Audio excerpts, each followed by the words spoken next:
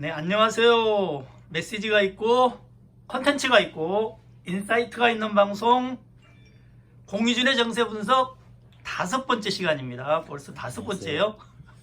네, 오늘은 좀 주제가 조금 큽니다. 윤석열 대통령과 한동훈 국민의힘 대표 체제는 망하기에 딱 좋다. 뭐 이런 주제를 들고 나오셨어요. 이게 예. 뭐 이런 얘기가 좀 있나요? 최근에 네? 이제 그 용산 대통령실에서 이제 일단은 이준석 대표 후임에 네. 정식 당 대표로 네. 이제 물색을 하고 있는데 네. 마땅한 사람이 없어요. 그래요? 마땅한 사람이 없어요. 그 큰 정당에 어. 마땅한 사람이 없어요? 뭐 중국이 뭐 인구가 적어서 축구를 못 하나요? 네. 그 이유가 뭐예요? 가장 먼저 꼽힐 수 있는 게 이제 국민의힘의 현역 국회의원들이 네. 정통적으로 이제 영남 중진 의원들이 많습니다. 네. 수도권이 거의 없어요.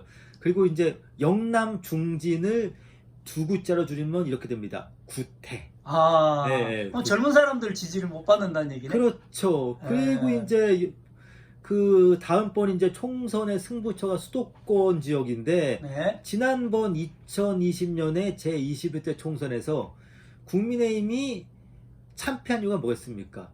수도권에서 참패했어요. 무엇보다도 서울에서 거의 뭐 45개인가 46개 되는 지역구 의원 중에서 네. 10명도 못 건졌어요. 10명도. 아, 그런가요? 그렇죠. 네. 예. 제가 이쪽에 좀 그렇죠. 잘 몰라서. 네. 네. 그러다 보니까 이제 용산 대통령실에서는 나름대로 이제 다음번 총선을 주도할 수 있는 당 대표를 물색을 하는데 네. 가장 최적의 카드가 이준석이었습니다. 네. 근데 이준석을 윤 대통령에게 고분고분하지 않다는 이유만으로 이제 숙청을 했어요. 숙청을 했고 네. 이제 후임자를 물색하는데 네. 이제 하다 안 되니까 최근에 네. 이제 용산 대통령실에서 띄우는 카드가 한동훈 법무부 장관 카드입니다. 왜냐면 어차피 대통령도 그 전에 한 번도 이제 선거에 나온 적도 없고 당연히 그런 대통령이 한 됐죠. 번도 국회의원이 된 적이 없는 분이 대통령이 되다 보니까 네. 그러다 보니까 이제 윤 대통령이 그런 생각을 하는 거예요. 뭐 선거 경험 없는 게 뭐가 중요하냐? 별거 아니네. 국회의원 경험 없는 게 뭐가 중요하냐? 네. 내가 해봐서 하는데 아무 중요 하는데. 없다, 아무 의미 없다. 네. 그러니까 뭐 이를테면 선거에 자주 나왔던 거, 국회의원 많이 한 거 네. 아무 의미 없다. 네. 이런 판단을 내고 이제 이런 판단 하에서 이러한 어떤 계산 하에서 한동훈 법무부 장관의 당 대표를 이제 차출하는 걸로 이제 가고 있는데. 그럼 그게 국민의힘 내부에서만 나오는 게 아니고 대통령실에서도 그런 얘기가 나온다는 국민의힘 얘기인가요? 내부는 없죠. 다 대통령실에서 한 얘기를 다만 국민의힘에 있는 이른바 윤핵관들이 에코. 네.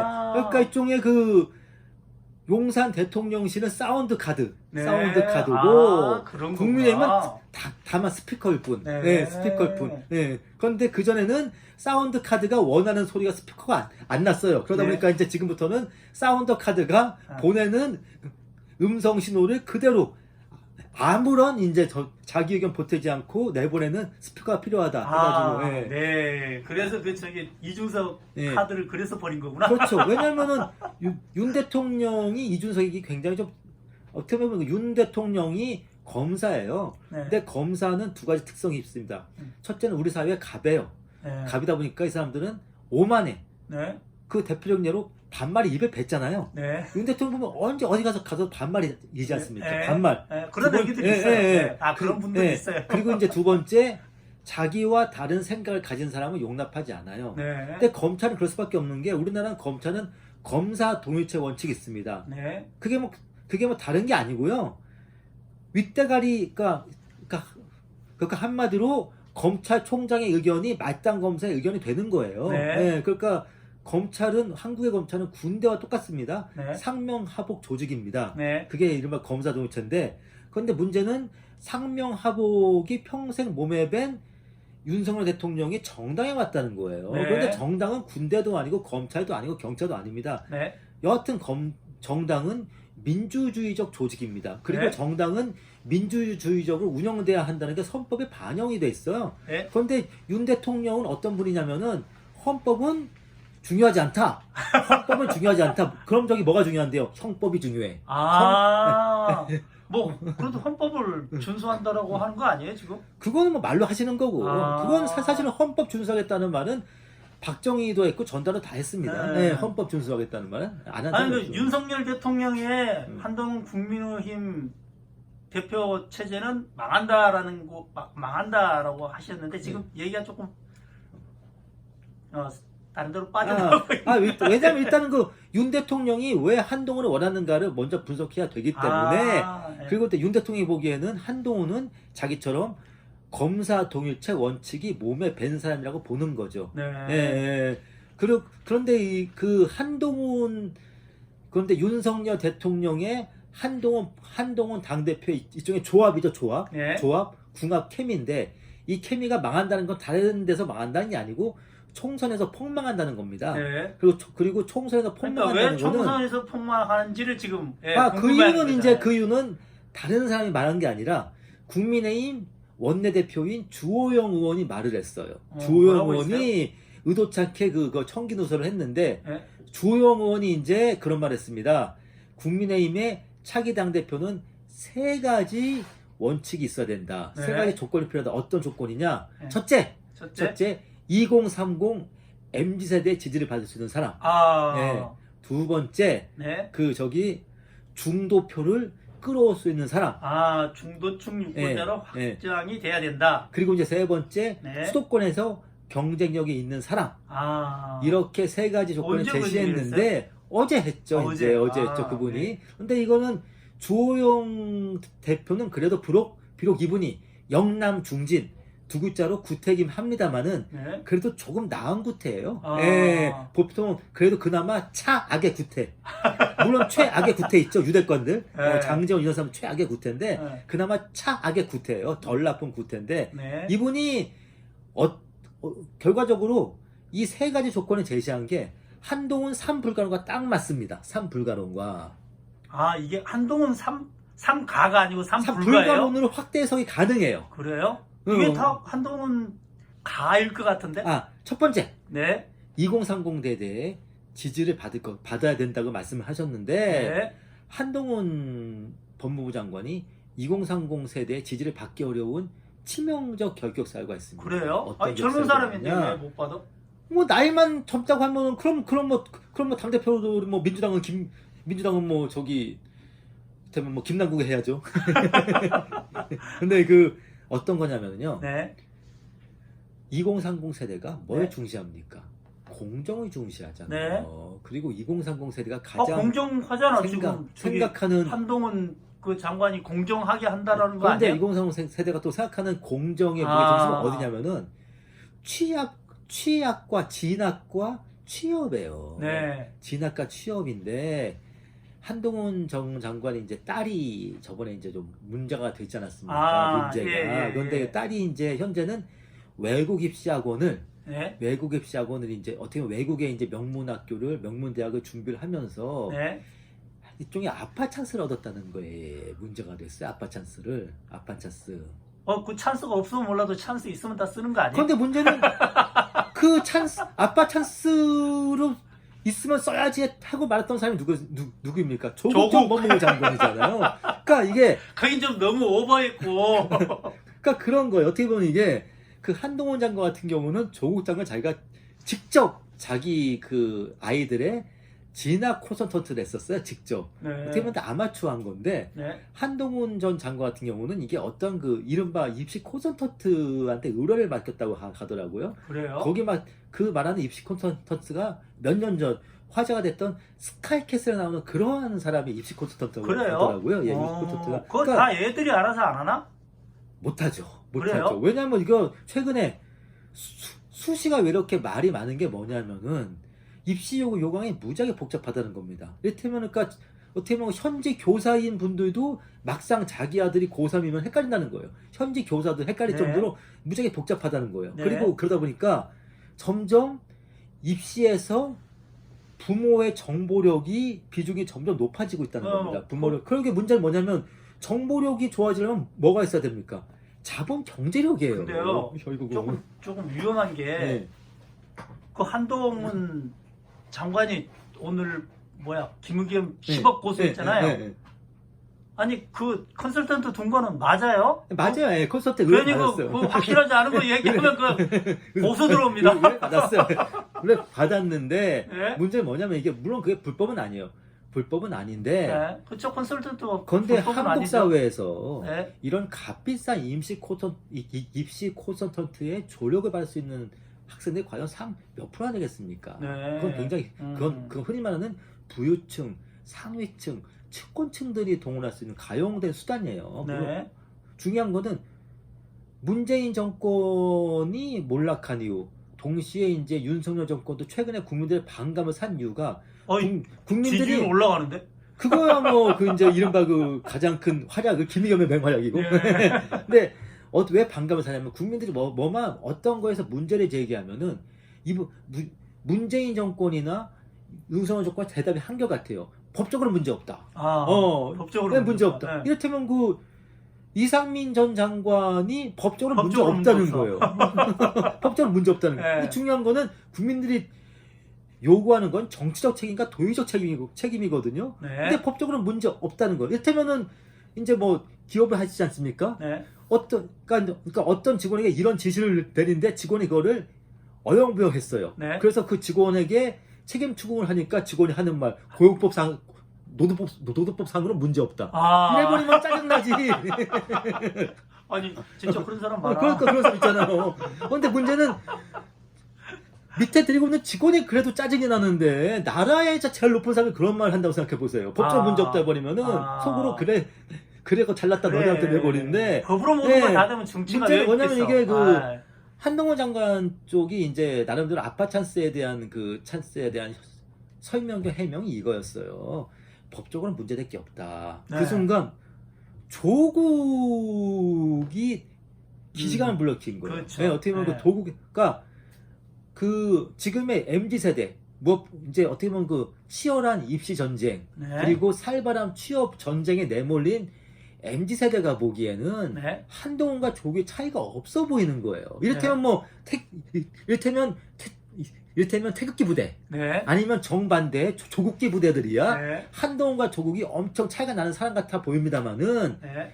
어떤 그러한 지독한 진영 논리나 정파성에 물들지 않은 평범한 2030 세대가 보기에는 MZ 세대가 보기에는 조국이나 한동훈이나 별 차이가 없는 사람으로 보인다는 겁니다. 그래서 2030 지지를 받기 어렵다. 받기 어려운데 문제는 청와대 지금의 용산 대통령실 이거예요. 한동훈으로 받을 수 있다. 왜요? 법적으로 문제 없기 때문에. 아니 두 번째가 예. 그래서 그렇고 예. 두 번째가 뭐예요? 공정의 아까 문제죠. 뭐라고 어떻게 보면 그 젊은 세대가 중시하는 공정의 문제에서 네. 아이의 입시 문제에서 한동훈 장관이 조국 장관과 별다른 차별성을 보여주지 못한 겁니다. 그래서 예. MZ세대 예. 그 지지 받기 어렵다. 어렵죠. 예. 예. 왜냐하면 이거 단적으로 지금 여론조사를 해봐도 예. 특히 무엇보다도 20대에서 한동훈 장관 지지율이 안 나와요. 거의 안 나와요. 예. 알았어요. 빨리 끝내자라고 하더니 계속 얘기가 길어져. 예. 중도층 유권자로 예.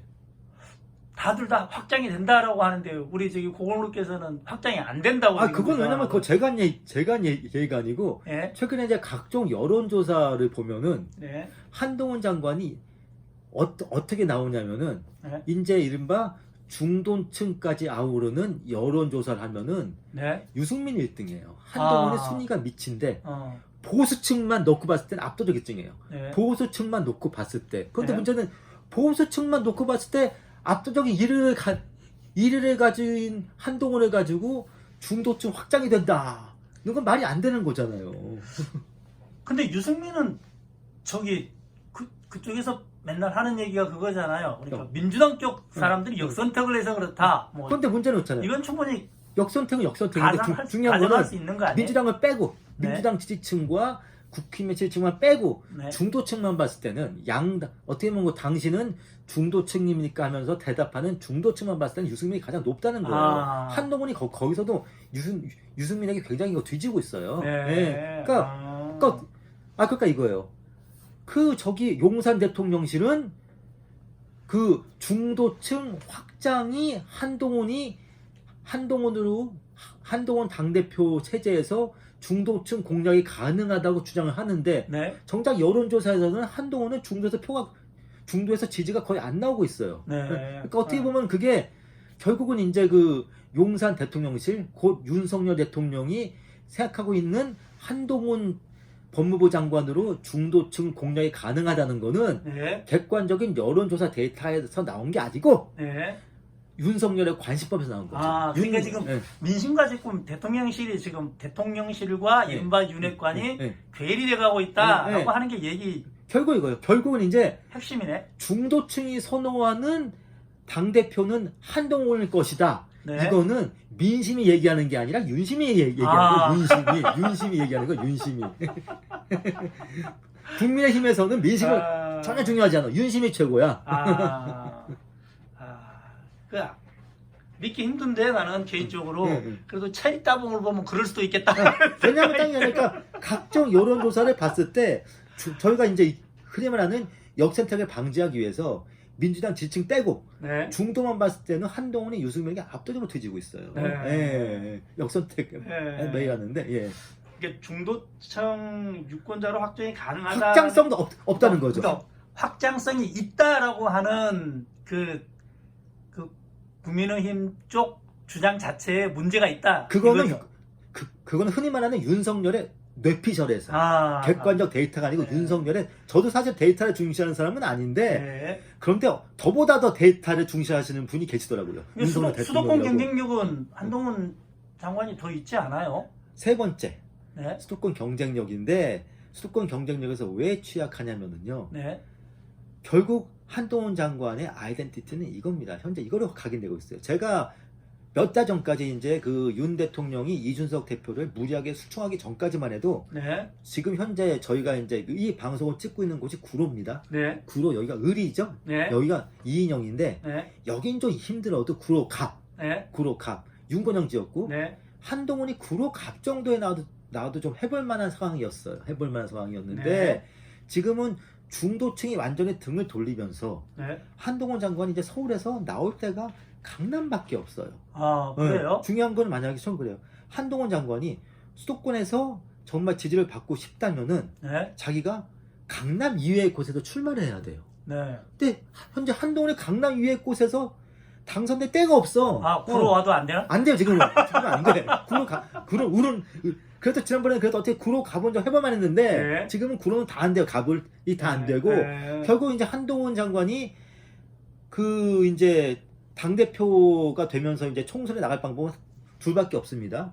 첫 번째는 이제 비례대표 상위 순번을 받는 건데 그거는 사람들에게 별로 막 호응을 못 받을 거예요. 물론 뭐 윤석열 대통령 그걸 좋아할 수도 있습니다만은 두 번째가 이제 강남갑, 이를테면 강남갑의 태용을 밀어내거나 최근에 이제 그 논의가 잦아지고 있는 송파을 저희 동네에서 배현진 의원이 밀어내는 건데 최근에 이제 한동훈이 잠실로 온다는 소문이 파다해지면서 요즘에 이제 배현진 의원이 저희 동네에 플래카드 열심히 달고 있습니다. 그래요? 정말 열심히 달고 있어요, 배현진. 아니 근데 그 여당 대표쯤 되려고 그러면 좀 이른바 험지라고 불리는 강북이나 그쪽 서남권으로 와야 되는 거 아닌가? 가야 되는데 지금의 한동훈이 제가 이거 아니 와서 발음 안 돼? 제가 저번에 말씀드린 것처럼 중도 확장성이 없어요. 중도 확장성이 없다 보니까 자기가 지금 나갈 만한 데가 없고 결국은 자기가 지역구 나갈 데가 강남밖에 없는데 역대로 강남갑의 지역구 출마한 보수당 의원이 당 대표가 된 적이 없어요. 그렇죠.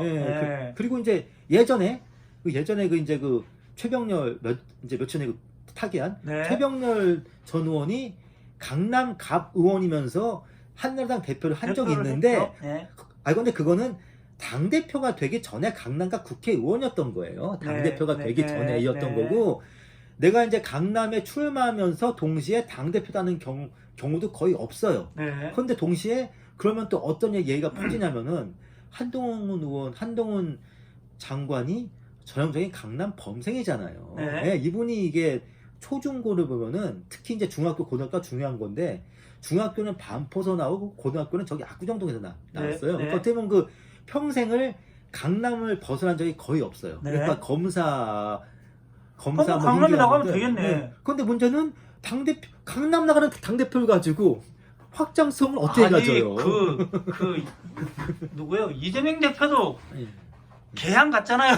그래서 결국 졌지 않습니까? 그래서 결국 지방선거 졌잖아요. 한마디로 그러니까 어떻게 보면 그 이재명은 방탄 출마를 위해서 개항에 나갔다면은 네. 한동훈은 당을 총선으로 승리하기 위해서 강남에서 출마하는 게 아니고 네. 내가 당대표가 되기 위해서 강남에 출마하는 거예요. 네. 그러니까 어떻게 보면 한동훈 법무부 장관이 만약에 이제 강남에 출마하면 어떠한 목적이 보이냐면은 우리 당의 총선 승리를 위해서 네. 내가 강남에 출마하는 게 아니라 내가 당대표가 되기 위해서 출마하는 거야. 네. 그러니까 어떻게 보면 네. 어떻게 보면 그 한동훈의 총선 출마 목적이 당을 총선 승리로 이끄는 게 아니라 그냥 나 혼자 그냥 빼지라는 게 그게 목표가 되어버리는 수가 있어요. 네. 네. 근데 우리 같이 일반적인 사람은 일반인들은 예를 들어 지금 한동훈을 뭐 당대표 차출설 뭐 이런 것 예. 자체가 저 먼 나라 얘기 같아요. 안 그럴 것 같거든? 그런데 문제는 이게 먼 나라 얘기 같지만은 한국 사람들 특징이 있습니다. 네. 평소에 우리나라 국내 축구에 관심 없잖아요.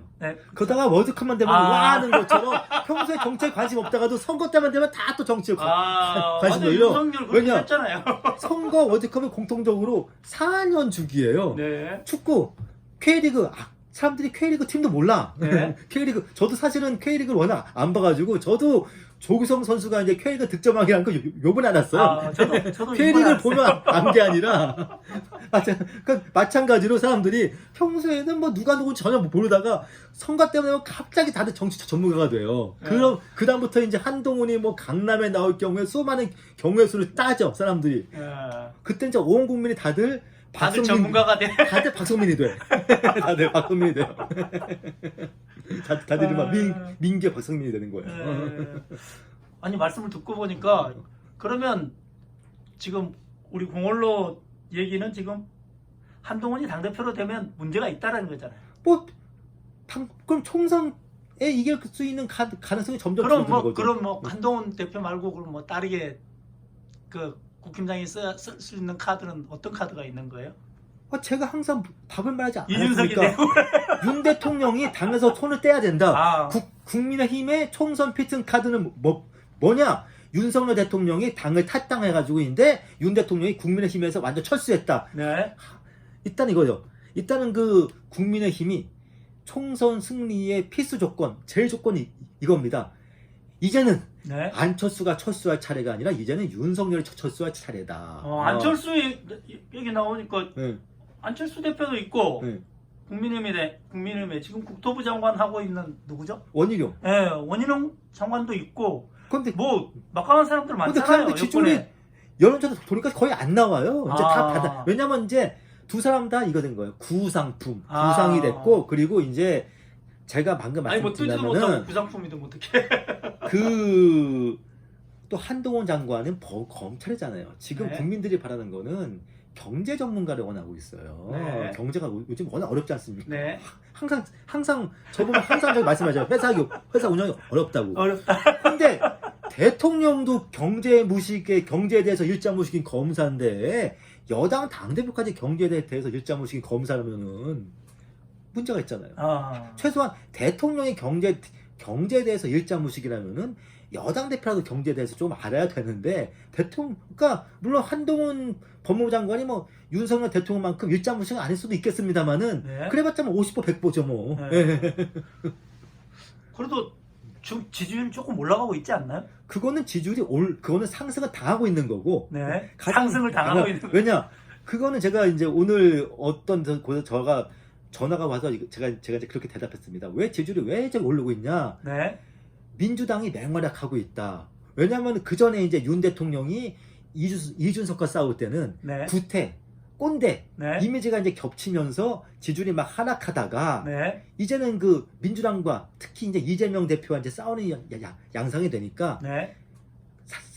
이게 검찰도 싫지만 운동권도 싫어 네. 하는 사람들이 또 어쩔 수 없이 울며 네. 겨자 먹기로 또 윤 대통령을 또 지지할 수밖에 없는 거예요. 네. 네. 운동권 아니 싫은 그 사람들이. 운동권 김의겸 씨도 운동권이었나? 운동권이요. 야. 네. 근데 조금 비껴난 얘기인데 이 양반 오늘 그 얘기한 거 보니까 이분은 왜 이렇게 잘아 사람이 말꼬투리 계속 자꾸 얘기를 해. 왜냐하면 그분이 그렇게 잘고 한마디로 디테일에 강하니까 흑석동 상가 살 수 있었던 겁니다.